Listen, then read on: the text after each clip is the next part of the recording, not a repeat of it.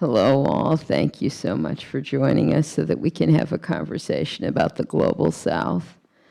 And so why don't we start with Hopeton? Can you tell us a bit about digital inclusion efforts in the Caribbean and in Africa? Okay, thank you, and good morning, everybody. Yes, we're still morning.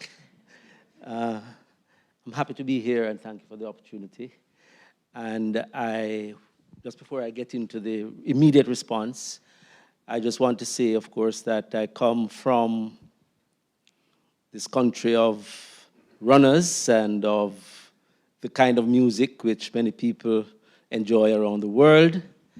And I myself am joined in this conference by another of our speakers in the person of Senator Floyd Morris, who is a Jamaican senator who has been active in many, many areas, including the areas that you have asked me about, but who is blind, has been blind since teen years. Senator Morris, could you make yourself known? We're very happy to have you. Former president of the Jamaican Senate, currently a senator.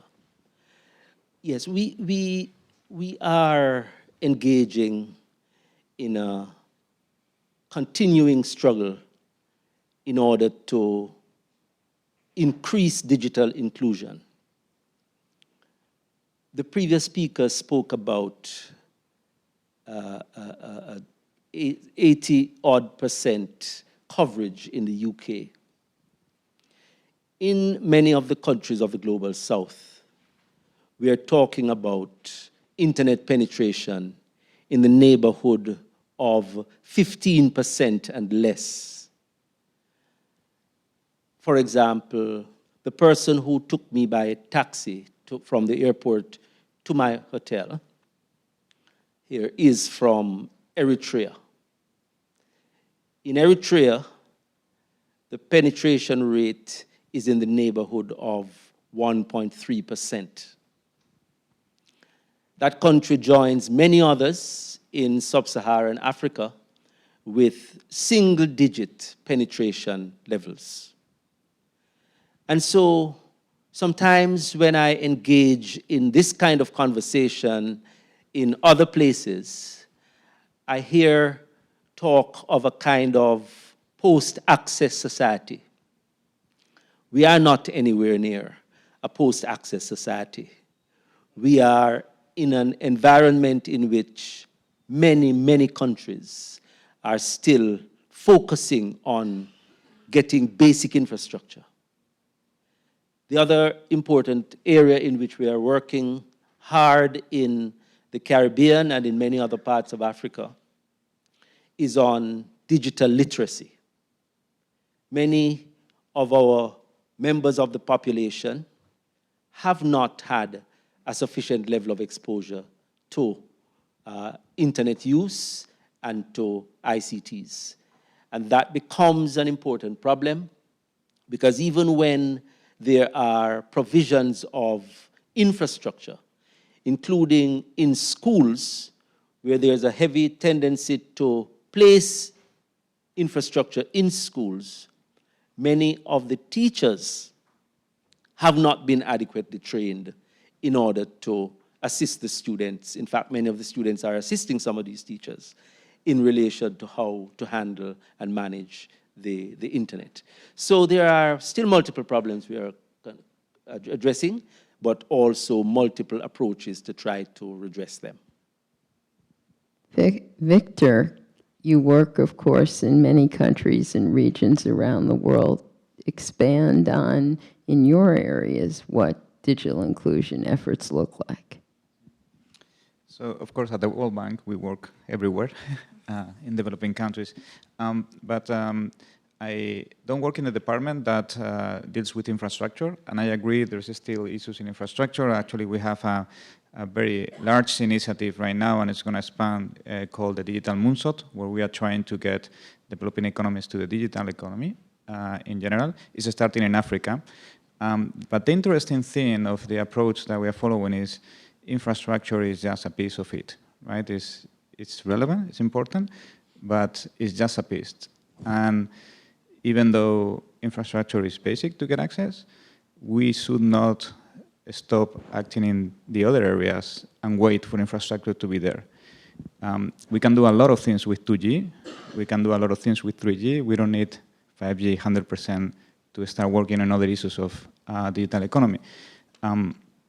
So my work comes working besides infrastructure. What else can you do? And how can you milk the opportunities that you have with the infrastructure you have? And remember that Kenya went to mobile payments ahead of many developed countries without broadband. So there are many things you can do there. So even infrastructure is important. I don't want to get into the fallacy that we need infrastructure to do something else. So that's the first message, and it's really, really critical for us in working with developing countries. Now, I will go to the second issue that the previous speaker was mentioning, which is skills. And I think that's the great issue, because then it's when you go into access of opportunities.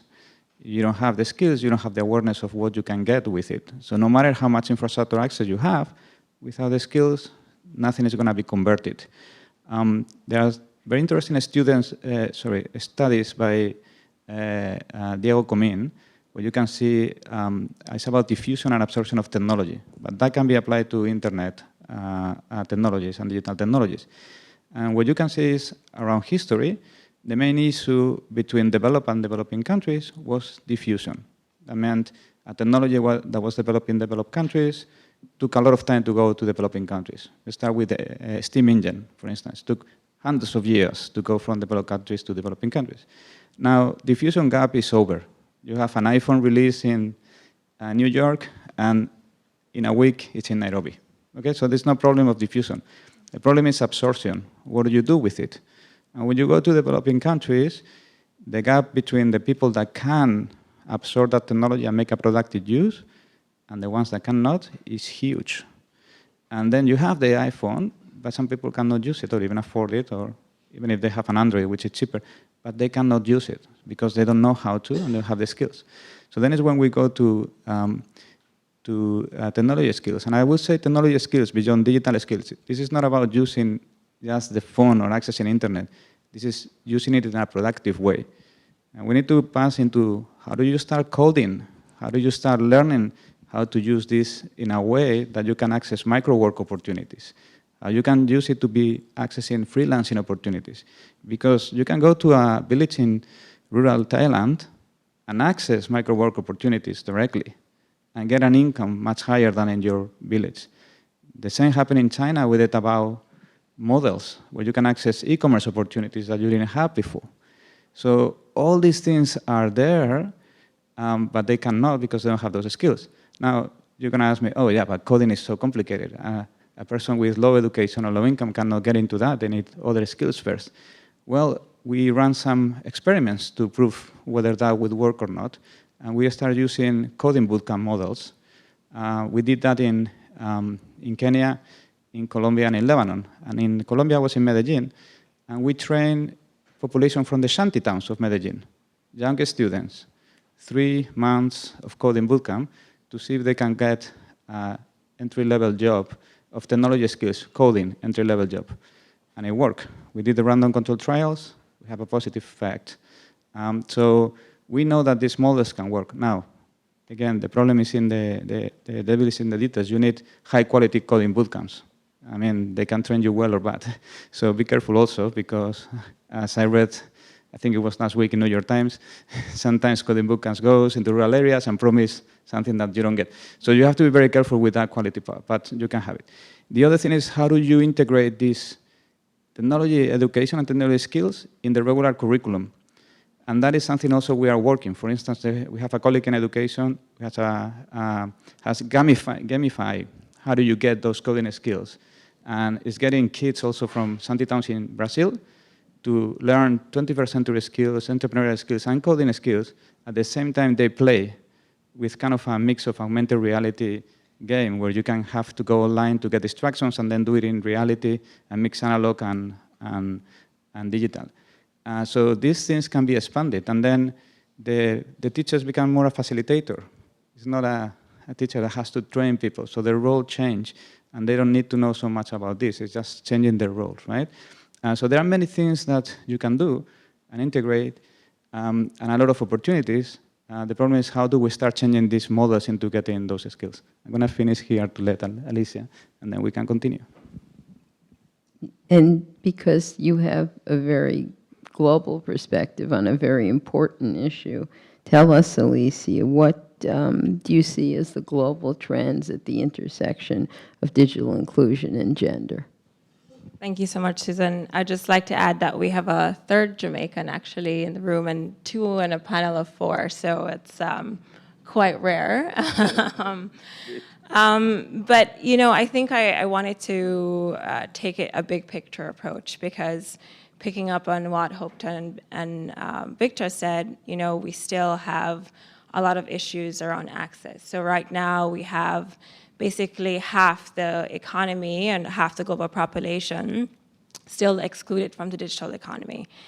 And when we look at these figures for youth, and we look at it according to income level, we see that about 30% of youth in low-income contexts use the internet and have access. And this figure is about 90% in high-income situations. So we see a lot of disparities there. But the point I really want to make is, unlike popular belief, technology is not neutral, and technology is not gender neutral. And so when we look at usage, for example, if we look at the Middle East and we look at South Asia, we see that women are actually 35% less likely to use the internet. When we look at sub-Saharan Africa, this figure rises to about 45%. So we still have quite a lot of work to do.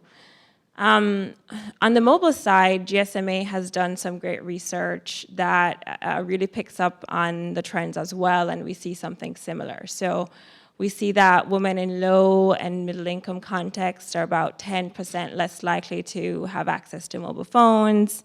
When we look at their access to mobile internet, that's about 25%, so 25% less likely to have access and to be able to use those kinds of services. So I think that lays the picture around access, but as Victor mentioned as well, we have to really go beyond access. We have to think about other dimensions like usage, affordability, relevant content. But what I really wanted to focus on is skills, because that's an area where I work in as well. And so I think it's definitely about accessing the skills to participate in the digital economy and accessing technology, advanced tech skills, but also thinking about other skills like socio-emotional skills, right? So basically thinking about these 21st century skills like problem solving, collaboration, communication, skills that are not easily automated, essentially, and skills that are really going to help us and the next generation thrive in the digital economy. And so, you know, being able to participate with the skills is one thing, but from a gender perspective for us at the World Bank, it's really important to look at the creation of skills as well. And so how can we get more women around the world involved in the co-creation of technological solutions? Yet when we look at economies, about 30 emerging economies around the world, we see that women are 8% or 8 times less likely to work in ICT jobs than men are. So we have a huge gap in terms of not only the participation, but the ability to co-create these technological solutions. You know, I think we also see it's about the skills, but it's also about the delivery mechanism of those skills. And Victor mentioned boot camps. We collaborate on this work, and a lot of what we try and do is, you know, we look at coding boot camps and we say, okay, we really see that a lot of these tend to be male-dominated. What can we do to get more women into these spaces as a pathway to access those skills and access jobs in the digital economy? And the results that we found were basically threefold. One, looking at recruitment. Really simple methods like tapping into women's networks to encourage more women to apply and participate is a big part of it. Also thinking about role models. Role models are huge, and not just using stock photos of women on the computer, but really finding real women in these ecosystems and having them role model the fact that these professions are accessible to them and that they can absolutely do it. So that's something we think about as well, but also in terms of how we design these programs. So thinking about the constraints that might be different for women, there's a really fantastic program called Mother Coders. I don't know if anyone has heard of it. They're based in San Francisco. And basically what they try and do is they have their coding boot camp, but they provide on-site childcare as well. And that's been a huge, huge boost in terms of increasing access for women and then connecting them to jobs later on down the line. So thinking about innovative ways we could design these programs and then actively making those links to the labor market as well. Skills are one part of it, but the third point I wanted to make is there's a lot of analog issues as well. There's a lot around norms and culture in terms of what's considered appropriate use of technology or access for women in many contexts. There was some great research that showed that women in India were about 6 times more likely to report that their families or spouses thought it was inappropriate for them to access the internet than women in Uganda. So it's a little bit more nuanced, I think, when we look at it from a gender perspective. And just the last point I wanted to make, I think, of course, looking at it from a gender perspective is critical, but we also have to remember that, as a group, we're not a monolith. There are a lot more nuances in terms of looking at the rural and urban divide, looking at differences according to age. And in some research, what we see is that the gender issues actually are much smaller when we look at income and educational disparities as well. So kind of really bringing a more intersectional lens to how we address the issue. And so I'd like to ask you all, and we'll start with Hopeton, what do you see as the greatest challenges and opportunities in digital inclusion? Firstly, I think that we need to get both governments and the private sector to help us reduce the cost of access. Cost is a major factor in most of the countries that I have had interface with. Cost of acquiring the hardware, whatever that might be, and the gold standard of that is some wireless access in the home other than the mobile. This business of cost also applies to getting the service, the cost of the service, another large issue. When we look at numbers, saying how many people are online in, say, the Caribbean, and we talk about 67% in a country like Jamaica, for how long are they really online? Is it the 10 or 15 minutes that their mobile phone will allow them to be online before it gets cut off for cost? Are we able to do and to guide our children in homework because the cost of keeping online is such a major element? So cost is a big thing. I'm glad that we are able in some parts of the Caribbean to have Wi-Fi hotspots. In some areas, we have access to laptops in schools. But the part that is not being addressed adequately would be inner city youth. Inner city youth, men and women who aren't anymore in school, who aren't in formal institutions, but who fall through the crack at exactly the time when they need support for gainful employment and engagement in the sector. So this business of cost is a big one. I think also on a more macro policy level, we need to continue the struggle for net neutrality. Sorry it did not come up more frontally when the when the FCC representative was here. Because we know that under the present leadership of the FCC, net neutrality is going in the opposite direction than we had expected it to go as we advance more on the front of internet usage. The way this kind of thing impacts us in many of the developing countries is that we need parity and equality in the pace of download of our content.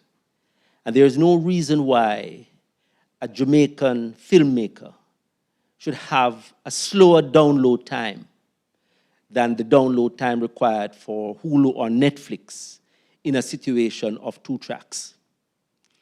And it is something which is impairing the growth of our cultural and digital industries. And it is a deterrent to the way in which young people are able to utilize the internet. Victor, your perspective, please. Yes, adding on the very nice comments, because I agree both of them are there. The other, I'm going to start with the opportunities that we see. The opportunities is the opportunity is what can you do by accessing a market that didn't exist before for you, right? So if you think about someone that is young person in Uganda or in Beirut, and they wanted to start a company before and sell something abroad, it was almost impossible for them to do it. The barriers just to establish the company and to trade or access information were impossible for a young person to do. And they didn't have the social connections needed in that country to do that business, for instance. Now they can do it. And they can do it just with access of a laptop and go into a co-working space. And they can do it in both places. And we are seeing that happening everywhere. You can go to any developing country, you will have those people, those young people accessing that. Maybe the most educated of that society, but still, it is there, right? That same thing, as I said, can happen in rural areas if you give the enough training and the connection. And there are different kinds of trainings. There are different kind of ways you have to do it. Some of them are more sophisticated than others, right? To start a company, and a technology company, you need more training. And you probably need also practical training that they are not so well developed in some developing countries. And those are models like accelerators and other kind of practical support programs with mentorships that are not so well developed, but they are starting to be developed because these communities are starting to happen. How can we adapt all these educational systems to change from the traditional, I teach you the lesson and you memorize it, to you learn by doing, and I'm here helping you to access the resources that you can find in the world for you, and actually starting your own business suddenly without you noticing, because you can have access to cloud infrastructure, you can have access to algorithms that are open and free for you. And suddenly you become super powerful with a workforce of 200 people working for you all around the world, because you can do that if you know how to do it. So that's the deal, if you know how to do it, how to access that. But it's there for everyone, and it's happening all around the world. So it's happening in Jamaica too, right? So you can get into that. That was impossible. Now the question is, how do you expand that to be the numbers, the scale in the country to have more impact? Because right now it's a minority population, much less than in developed countries, right? So it's a question of size and accessing more of the population. But that's a great opportunity. Now the big threat, I think, for all of this that we are starting to see is, yes, you have access to all those infrastructure and those resources, but right now it depends on someone giving you access to that. And those someones are very large corporations that are global platforms, and some of them are quasi-monopolies. And they may decide from one day to the other, cut access to those resources. And we are getting here to the theory of essential facilities. And we need to start looking at that. Because in the 2000s, if you remember, in the 2000s, Facebook has a platform where you could develop little apps and start a business. And many people did that. And then Facebook decided to shut it down and kill all those businesses. It was a unilateral decision. At the time, it was not so many people. It's okay. But imagine now if Google decides to cut access to everyone, or Amazon decides to cut access to all the cloud. What will happen in a country, right? Decide one country or the other. Is that fair? Not? Are these guys gatekeepers of resources to this access to opportunities? And this will get even more and more problematic when we go to AI economy, because then you are talking about who has access to that data. And right now there are 5 people that have access to that data, 5 companies, right? At the global level, now regional change. So what does it mean in terms of developing countries accessing to those opportunities and the people in developing countries? Can we translate those opportunities going forward? And we don't know. That's essentially there.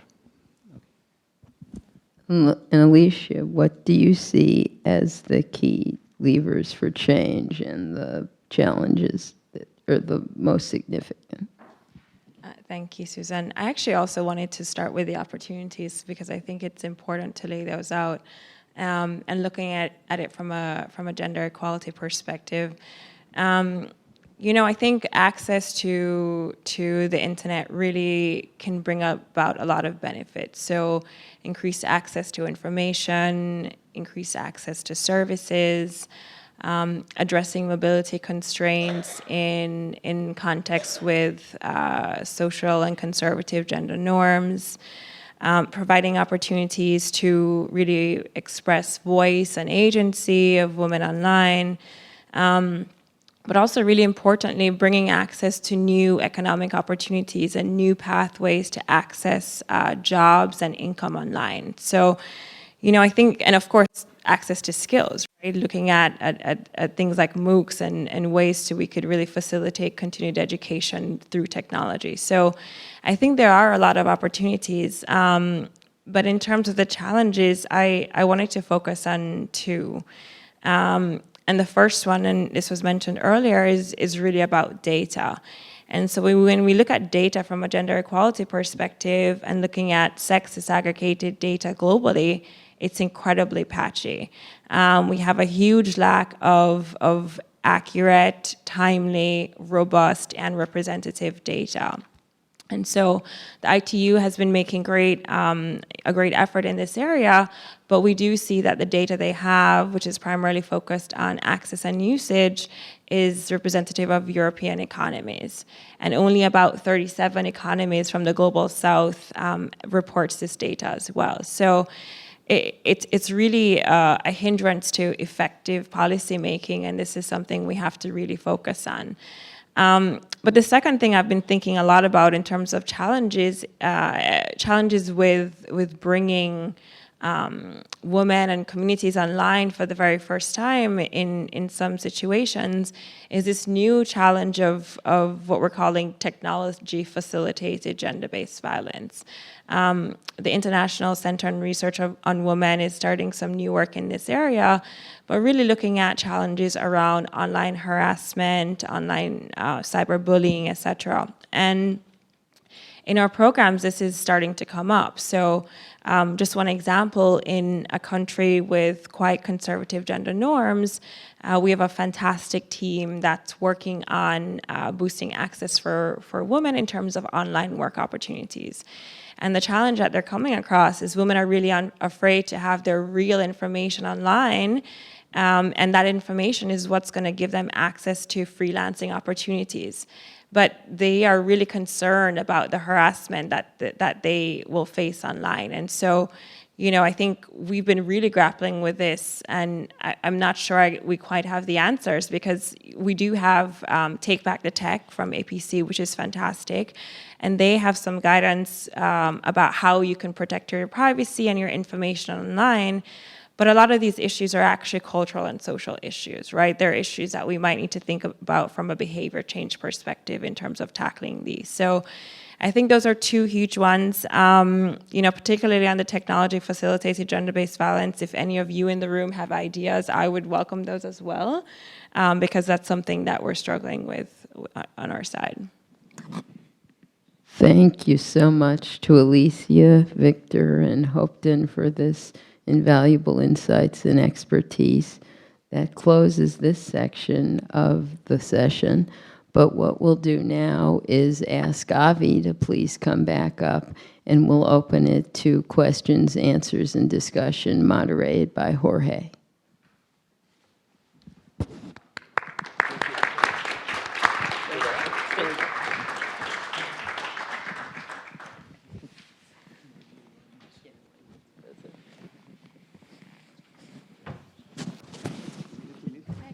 Yes, exactly. 30 minutes. Okay, 30 minutes open to the audience. Seems to be the best approach. I know, you could tell by looking around that there's lots of questions popping up in your eyes. So raise your hand. We'll call you. I'm going to start in the back here and then you. Yes, ma'am. Please tell us your name. Hi, my name is Padmini and I'm a graduate student from the graduate school at Russell University. I have a question for the panel that spoke about challenges that are not American. Because I'm not American and I wanted to ask both people who are working on US issues and otherwise. So whenever I'm from India and whenever we've discussed questions of gender and the digital divide, I've always wondered if 15% of the world does not have electricity, then how do you reconcile the priorities of bridging a digital divide? So if you have a limited set of resources, do you focus that on building your infrastructure, thereby slowing down your comparative growth from the rest of the world? Or do you decide that we take away allocation of resources from infrastructure and put it towards digital capacity building, which will then increase the inequality inside your country? So as policymakers and people who are working in these positions and have this experience, how would you recommend that priority balanced for a country in the third world? Because in the US at least there's an infrastructure program. Please. Yes. Yeah, I'm particularly interested in that question, and thank you very much for it. Electricity is very important to be seen as part of the requirement for digital inclusion and engagement. And we often see it as not two things competing, but two essential compatible elements of the same problem or necessity. We know, for example, that in Nigeria, and we do have Nigerians in the house, intermittent electricity, more so in the past, but still, is what has set back the pace of internet and ICT engagement in that country. We know that in many other parts of the world, just the absence of an ability to plug in, to charge a phone, becomes a major problem. And in the Caribbean, it becomes a major problem, especially during hurricanes, when the infrastructure goes down, but communication needs are even more acute, and so it's a double whammy. So that governments and policymakers, I think, ought to think of these two things in tandem because they're so integral to each other. Anybody else? Okay. Victor? So yeah, not the easiest question to answer. That's the struggle we face every day. I mean, you have cost of opportunity all the time, right? But the question is not seeing this as sequential. I think that's the fallacy that we had at some point. You say like, oh, we need electricity first, then we need broadband, then we need the skills. Then it's not true. It's not happening that way. And if you do that, you are losing opportunities because people find a solution for the electricity problem and the access problem in broadband. And they have been doing that for ages. And it happens in a very entrepreneurial way. You have guys going with the motorbike to give Wi-Fi to their villages. Yeah. And that works. So why are you missing the opportunity of developing skills for those people that have access, even intermittent, to use it? Right? So there is where you have to play into your models because infrastructure takes a lot of time and a lot of money. And this other type of temporal infrastructure, and how do you maximize the impact with the skills part, right? You can do the economic models, and then you can find how to do it, blah, blah, blah. But the question is not to do it sequential, but how do you maximize what you have in each way, and maximize the impact in population. Now, the other issue you have to bear in mind is now everything is changing very fast, including infrastructure, right? So who tells you that power infrastructure right now is the right choice for you to invest in 20 years project, when maybe in 10 years you have wireless energy power solutions, right? And all that investment goes to be wasted. And that's something we're struggling at the bank, because should we help countries invest in hydropower dams that invest like $300 million, and it takes 20 years and infrastructure that can be there for, I don't know, 20 to 30 years? Or should we use solar panels and other kind of technology solutions with battery storage, because it's going so fast? And we don't know, right? And nobody knows for certain. So you need to start working with foresighting a little bit of these solutions, and started to have a portfolio effect of what are your infrastructure choices, combined with the maximizing the impact for your population and potential economic growth. So no answer for you. It's just more questions, but that's how we are trying to address all these issues. I want to move on to the other questioners so that they get a chance to speak up. But just very briefly, in the late 19th century, the telephone infrastructure arrived in rural America before the electrical grid was built. And it came precisely the way that you described it, with local efforts to provide electricity. So our next question is here, and then our colleague from Jamaica.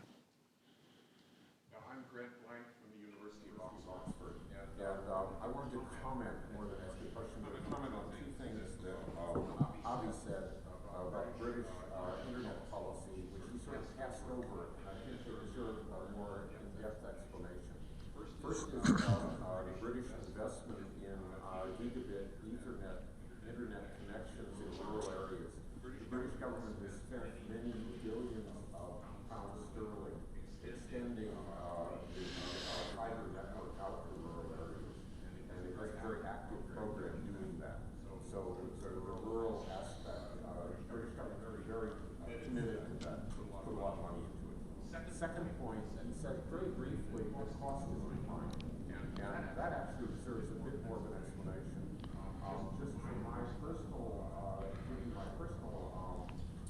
experience, I pay approximately $20 a month in pound sterling equivalent, but $20 a month for 50 megabit internet access, unlimited amounts of data. And the reason I can do this is because the telecommunications regulator in Britain requires that anyone who lays cable sells cable capacity in bulk to other providers. So I also have 4 possible choices among ISPs. I do not have 4 fiber optic cables running past my house. I have 1. But the point is, in Britain, the telecommunications ISPs are subject to market discipline. And in the U.S., they've been basically granted monopolies. And so they charge monopoly prices. And so the cost is declining, and the cost is declining actually quite rapidly under the impact of competition. Quick responses from anybody up here? Okay. So our colleague in Jamaica.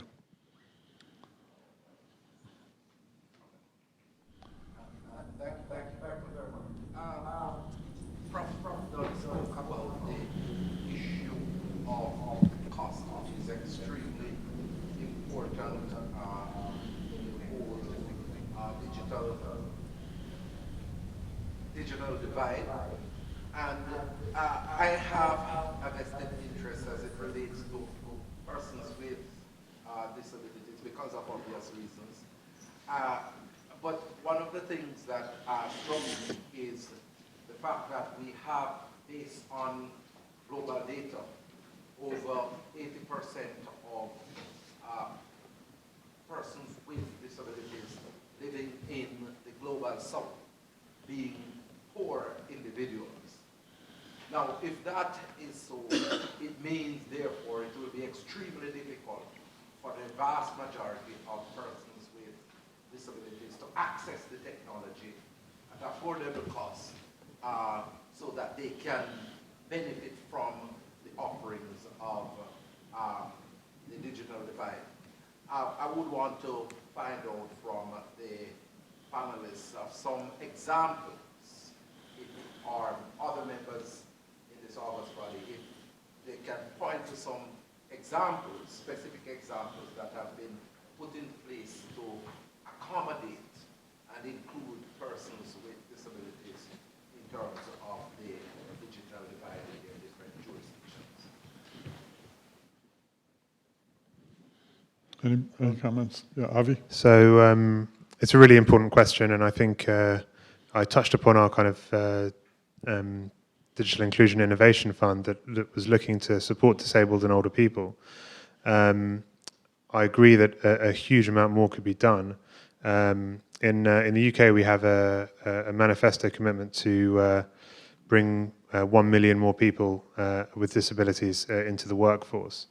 And there's a movement at the moment within the UK government to join up the various departments around the issue of disability in society. And there's a few different parts to that. One is kind of supporting the tech for good ecosystem. So, and part of that is assistive technology for people with disabilities. And I think one of the things that, I mean, in the UK, we're, a developed economy, but I think a lot of the time, the support that is out there for people with disabilities is not necessarily widely known. Even something as simple as the fact that Apple products have screen readers built in, that knowledge isn't necessarily out there to those who need it the most. So, as a government, what we're going to be partnering with the tech firms and those kind of joining the tech for good ecosystem will be to try and push out the comms on the support that's out there within tech, and also try and create an assistive tech economy or rather support it. And there's going to be I know my Secretary of State is very interested in the tech for good economy, and there will be kind of a number of announcements made on investment into that, supporting those initiatives. But again, going back to the Innovation Fund, the people with disabilities not only suffer in terms of kind of life outcomes and also kind of health and well-being outcomes, but also kind of the fabric of society suffers detriment because the widest variety of and the most diverse spectrum of people are not able to engage in it. So how, for example, I think there's going to be a speaker talking about the US census, but the British census is next one is in 2021. So making things accessible for people with disabilities is a high priority. Recently, we passed into law. It was an EU directive on web accessibility of public sector websites. That's now enshrined in UK law, and I think the next horizon for us will be how do we take the requirement for public sector websites to be accessible into the private sector. And I predict that's for the UK. That's going to be our next major, on one hand, major challenge, but also major opportunity for making all websites much more accessible for those with access needs. Anybody else? Yeah, yes, I just need to just add one or two things. Firstly, on the broadcasting front, because part of what we're talking about is a kind of systematic exclusion through a range of areas. And if we can improve on closed captions, for example, closed captioning, that would be a big way to bring into the net of information those persons who aren't able normally otherwise to do. the area, of course, that is foundational to this is to research and understand what is the level of disability within our respective societies. Because we are talking about not only physical disability, but intellectual disability. And how can those responses that we're talking about, whether in the context of a UK or the context of a Nigeria or Jamaica, how can those responses relate to the reality in the respective areas? In my country, for example, there's a tendency to not bring forward people with disability into the public view. Senator Morris is an exception, but there are lots of people with children with disabilities who keep them at home and don't give them an opportunity even to go and interact with other children. So we don't know what the data is. We don't know what the numbers are. And that research is needing to be done in a way that can help us fashion and customize the responses that are necessary. Alicia? Yep, thank you for that. I think it's a really important question, and I think what it made me reflect on is the broader challenge of intersectionality and really having that approach within our institutions. And so at the World Bank, I know that there are efforts to work with persons with disabilities and looking at assistive technologies. But looking at this more broadly, how can we bring teams working on gender, working on persons with disabilities, working across the spectrum in a really coherent way to have effective policymaking in the countries in which we work? So in terms of the specific examples, I'm happy to connect you to the team and we can talk offline, and I'm happy to share those as well. Victor?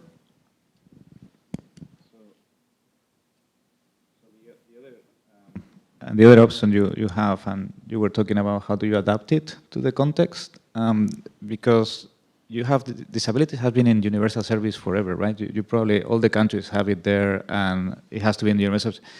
It hasn't solved the issue, right? We have it there, they do it, put it in the universal service, they try to, every operator, they comply with the percentage, tick, I get the fund, done. But it's not like a real driver. So it's a question of incentives. How do you change it, and how do you work with that?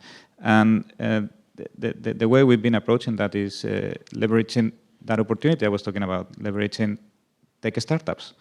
They have access now to develop technologies that can adapt to those disabilities. And so we use the same mechanisms as you have for innovation fund or challenges and things, and we focus on, for instance, disability as a challenge. And then we open to the local youth and the local entrepreneurs and say, hi, solve this. So with that, we have solutions that are adapted to the situation. They are small, but they adapt to the local community, and then they advance. Some of them grow in scale, some of them don't. I'll give you an example in Chile, for instance. You go to Chile and try to get a bus. It's an informal system of buses. They stop without a bus stop. You hail them. And so if you are blind, for instance, how the heck do you hail a bus, right? Do you know it's a bus, it's a truck? How do you do it? How do you get into it? And more importantly, how do you tell him to stop when it's crowded and you cannot get to the driver, right? In this contest, I mean, these entrepreneurs, what they got is in a mobile app, basically, voice interaction mobile app linked to the GPS of the bus fleet, because all of them have GPS. So you just have to tell him, I'm looking for this bus, and it will tell you the bus is coming in 200 meters. Hail, you hail. And then you tell him, I want to stop here, and it will tell you because he has the GPS. Hey, you have to tell him to stop here. And then suddenly you have a solution for blind people to get the buses. The traditional solution of that municipal government would be, oh, I'm going to put all this infrastructure that I have in the floor to drive you to where you have to go to hail the bus. And that would cost so much money, and it will take so long to do it that probably we will still be waiting for that. Now with a mobile app, you have the solution, and it's working, right? So you have this example. We have many of those other examples. They are micro examples, but the question is, can we scale this up and maximize it, focusing on this? And it's a question of resources. How much resources do you have to incentivize the private sector and the young entrepreneurs to do it at the scale? And that's the question. As a colorblind dyslexic, I can tell you that no two dyslexics see things the same way. And the challenge of providing solutions is one of blindly figuring out that you're touching an elephant. On the other hand, the effort to do that leads to little solutions, which in the long run lead to big solutions. Was there did you have a question back here? No. Yes, sir.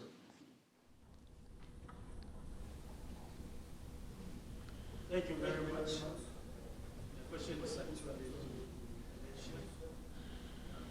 during your intervention, so that I can say that technology is not gender neutral. So I'm wondering what you mean by that. I mean, at the risk of being reductionist, the technology for me is a tool. Just like a knife. You can use knife to commit murder, or you can use knife to kill an animal and have food. Now, if you take that, it means that the tool doesn't necessarily come with its own biases, but rather the social context in which that tool is placed that determines whether it's actually gender bias or not. I think that if we just simply look at because digitally women are left behind, and we assumed that that is because technology is gender biased, then we may also run into the problem of saying that technology is violent because many people are actually victims of technology engineered violence. And I think that this needs to really interrogate between the way in which society deploy and use technology with the intention to reinforce gender inequalities and so forth, rather than looking at it as gender bias per se. So I wanted to seek that clarification from you. Thank you. That's a really great question. I think I would answer it in two ways, and starting with the latter, right? So this idea that technology is a tool, this idea that it's purely neutral. I think the previous speaker spoke to this. If we think about AI, for example, and the types of information that goes in and the biases that are captured within AI, there's a great researcher at MIT, and she did a project called Gender Shades. And basically what she found is that there's about a 20 to 30% lower rates of accuracy for people with color and for women. So I think that's a very specific example of how there is explicit bias captured in technology. But I think the larger point you raise, in a way, we're actually on the same page, right? I think you have the physical infrastructure, which is one thing, but when you look at it from a gender perspective, what we see is that the inequalities in real life get replicated online. And so it's not just about having the infrastructure, it's also about thinking about the differences in literacy levels, the differences in education, and how that's manifesting into a difference in terms of the skills to effectively participate or create technological solutions, as one example. If we think about affordability as another, over the last 25 years, we've made really great progress in gender equality in terms of health and education, but economic statistics have stagnated. And so persistently, women have lower access to economic opportunities, whether we're talking about differences in jobs, educational streaming, which tends to stream women into lower paid occupations, if we're talking about entrepreneurship and lower rates of access to funds. And so all of those dimensions then play into affordability. So what may be affordable for the head of a household traditionally, who may be a man, it's going to be a very different situation for a woman as well.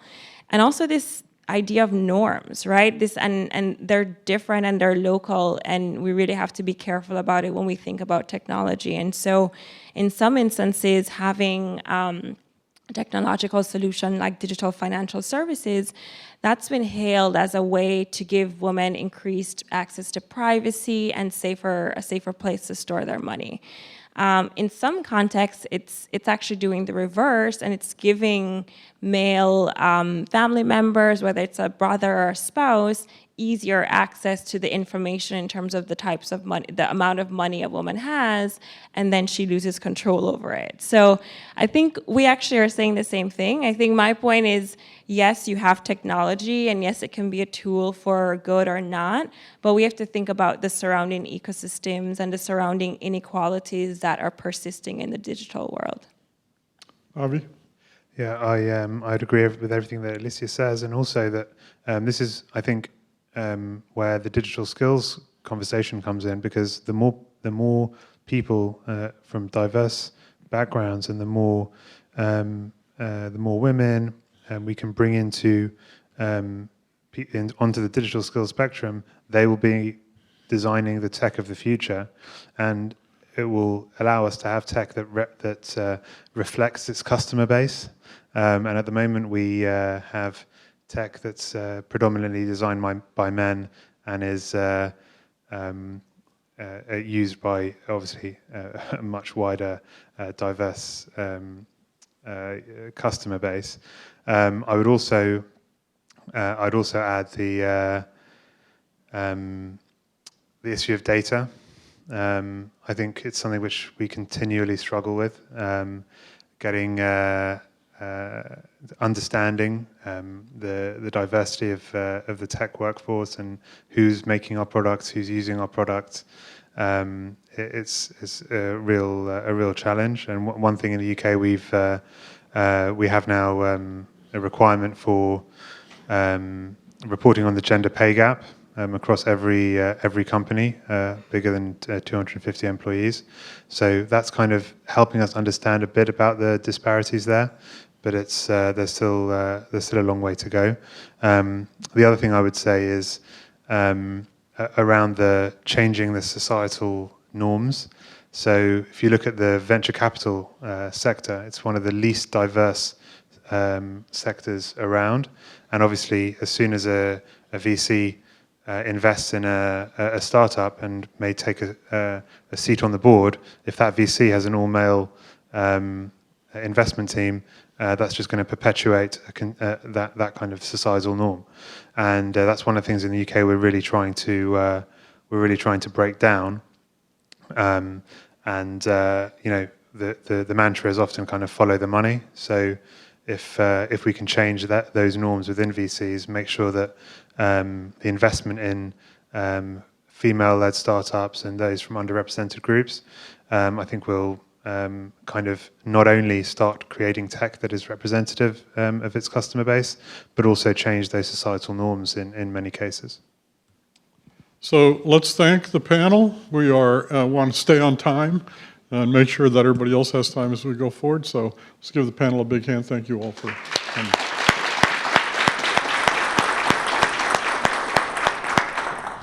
So we are